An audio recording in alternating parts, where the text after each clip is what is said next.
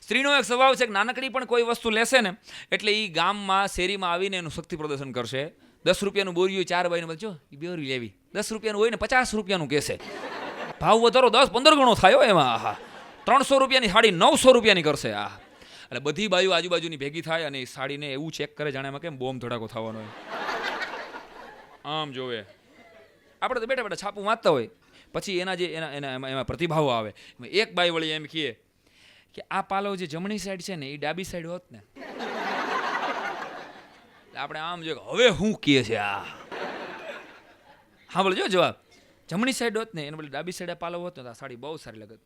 અરે ભાઈ મને તો ડાબી બાજુ હતો ને બેન એ જ ગમતો હતો, પણ તમારા ભાઈને આ જમણી બાજુ ગઈ.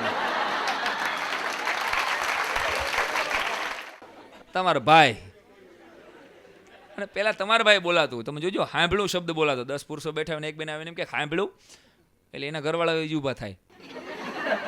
સાંભળ્યું તો બધા હોય. આ બીજા ક્યાં બેરા ઉડાણા. એક પછી તમારો ભાઈ શબ્દ આવ્યો, પછી એક શબ્દ સાંભળ્યું આવ્યો, પછી એક શબ્દ ઈ આવ્યો, પછી એક શબ્દ આવ્યો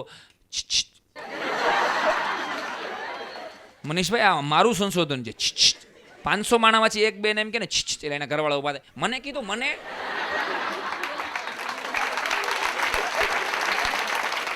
હા તને જ કીધું અભાઈ ગયા, તું જ આવ્યો તો લોન લઈને લગ્ન કરવા. અને હવે તો નામથી બોલાવે છે સાહેબ. અમારી ઉંમરના માણસો તો હવે બહુ સુધરી ગયા છે. બગડ્યા કે સુધરે છે ભગવાન જાણે.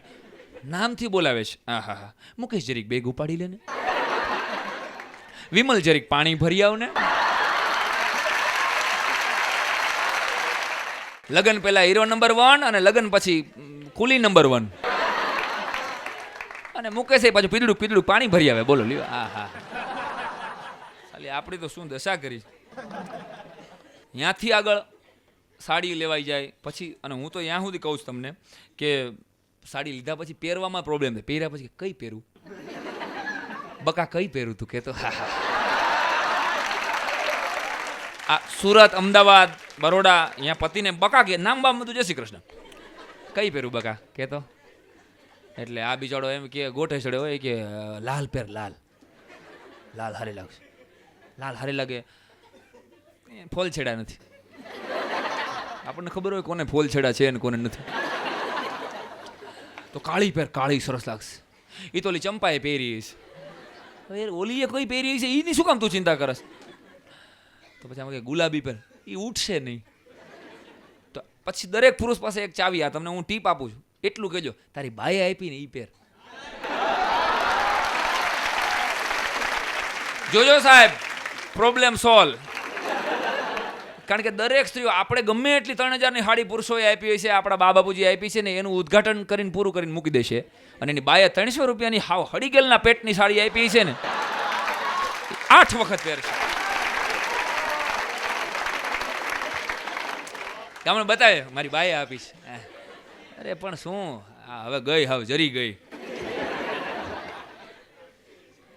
અને હું મારી વાઈફને આમ તો આ બધી વાતો કહું છું, પણ ક્યારેય કદરૂપી વર્ણવતો નથી, વગોવતો નથી. આની પાછળનું કારણ કહું મિત્રો, બહુ હૃદયપૂર્વક ખુલાસો કરું. કારણ કે એના પ્રેમના ભોગે આજ મારી કારકિર્દી છે, હું એવું માનું છું. મારી પત્નીના પ્રેમના ભોગે અને એના ભાગ્યના જોરે જ મને સફળતા મળતી હોય. આપ બધાનો આટલો પ્રેમ મળતો હોય, ભલા મળશે. એટલે એકવાર મારી પત્ની માટે જોરદાર તાળી વગાડો યાર. કારણ કે અનેક વાર એવું બન્યું છે કે એનો જન્મદિવસ હોય, મારો જન્મદિવસ હોય, અથવા તો અમારો લગ્નનો દિવસ હોય ને ક્યાંક મેં કાર્યક્રમ આપી દીધો. અને હું આ મારી વાત કરું છું, પણ મારા વતી તમામ કલાકારો યાદ રાખજો. ભલે કદાચ કોઈ વગવતા હશે, પણ ઝાઝા ભાગે કલાકારો જેટલા મહાન હોય, દુનિયાના તમામ મહાન પુરુષો પાછળ યાદ રાખજો એની પત્નીનો જબરજસ્ત મજાનો ફાળો છે. આ સત્યને સ્વીકારજો. એટલે કોઈ દી એમ કહેતા પહેલાં વિચારજો, એમાં તને કાંઈ ખબર ન પડે, શાની મની બેઠી રહે. આવું આ શબ્દ કોઈ દી કોઈ પતિ એના પત્ની માટે એટલા માટે ન વાપરતા. એકને યાદી કરાવું છે, ટકોર કરું. કારણ કે એને ખબર નહોતી પડતી એટલી જ તારી યાર લગ્ન કરીને આવી છે.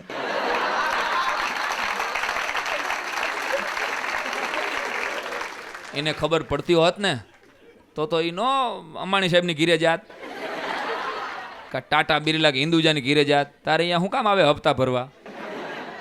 સાહેબ, પતિ પત્ની, મેં કીધું ને જીવનના 2 ચક્રો છે.